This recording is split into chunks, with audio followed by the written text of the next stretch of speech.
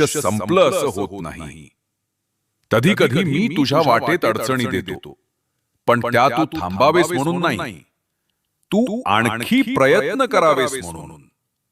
मनात नकारात्मक विचार भरू नकोस बाळा. समजून घे, योग्य वेळ येते तेव्हाच दारे उघडतात. स्वतःला घडव, नवीन काही शिक, कौशल्य वाढव, नवीन लोकांना भेट, आणि सर्वात महत्वाचं तुझा आत्मविश्वास टिकव. कधी तुला वाटेल सगळे पुढे गेले, मीच मागे पडलो, पण ऐक, प्रत्येकाची वेळ निश्चित असते. तुझी संधी अजून येत आहे आणि तू त्यासाठी तयार राहा. मी माझ्यावर विश्वास ठेवणाऱ्याचीच परीक्षा घेतो, पण त्याचा पराभव कधीच होऊ देत नाही.